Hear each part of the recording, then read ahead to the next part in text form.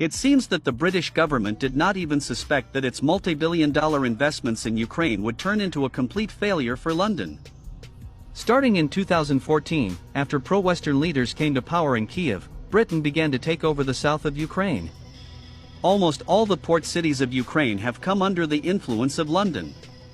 Within a very short period, London bought almost all the naval shipyards in Odessa and Nikolaev, being confident that British ships would be built there very soon. Moreover, Odessa and Nikolaev were often visited by Britain's wealthiest people and influential politicians, investing huge amounts of money in these regions of Ukraine. For example, one of the richest people in Britain, Michael Ashcroft, with a British Conservative Party politician, Robert Seeley, did not stop regularly visiting Odessa and Nikolaev, even during the most intense hostilities in Ukraine. Moreover, Britain even forced Zelensky to sign the so-called Memorandum of Understanding, which caused a mixed reaction even among deputies of the Ukrainian parliament. Back then, many deputies accused Zelensky of secretly selling Ukrainian territories. It seems that London leaves no hope of retaining all the southern port cities of Ukraine and establishing control of the west over the Black Sea. However, since February 2022, Britain's plans regarding Ukraine began to collapse rapidly. For the first time in 10 years, London realized that Russia does not intend to give the West not only the Donbass with its richest natural resources, but also the south of Ukraine with its port cities.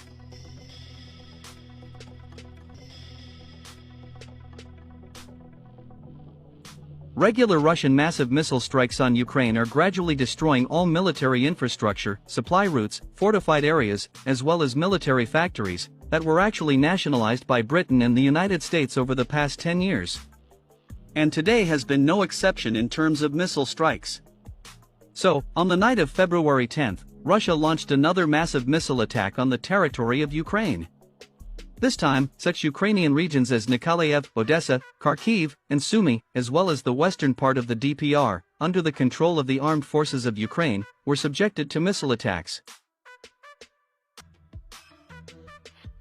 The air alert sounded for 24 hours in cities like Kharkiv, Odessa, Izmail, Ochakovo, Sumy, and Kilia. This time, attacks on the military infrastructure were carried out with the help of dozens of Kinzhal hypersonic missiles. At least the takeoffs of 12 MiG-31K interceptor fighters were recorded at airfields based in Belarus and the Krasnodar region. About 90 jet-powered Geranium kamikaze drones also took part in this missile attack. At the same time, it is worth noting that the main blows were inflicted on the Odessa and Nikolaev regions. It is reported that in cities such as Odessa, Izmail, Ochakova, and Kilia, underground hangars of the British military were discovered and destroyed, where dozens of British maritime drones were stored, as well as components for their production. In the west of the DPR, Sumy, and near Kharkiv, the places for the deployment of the personnel of the armed forces of Ukraine and foreign mercenaries were discovered and destroyed. According to preliminary data, more than 70 militants were killed as a result of the missile strikes.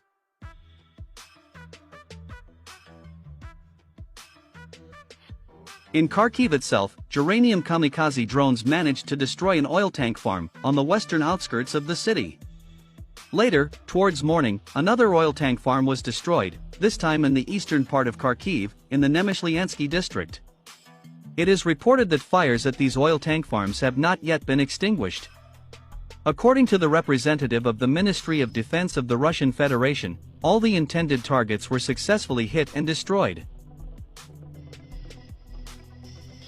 Moreover, independent Ukrainian monitoring services, referring to their sources in the Ukrainian General Staff, made rather disappointing conclusions for the Kiev authorities. According to them, the effectiveness of Ukrainian air defenses has fallen by 60%.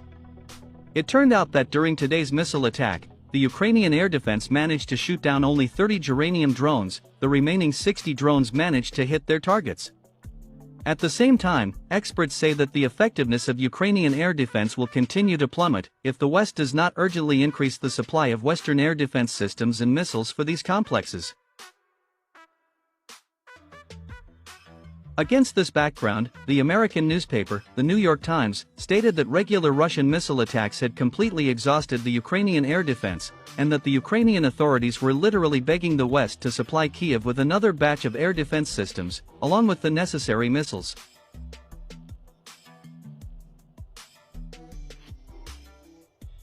Ukrainian Foreign Minister Dmitry Kuleba even made a special appeal, calling on the United States to immediately begin supplying the next batch of Patriot systems, otherwise, Ukraine will completely lose the opportunity to defend itself from Russian missile strikes.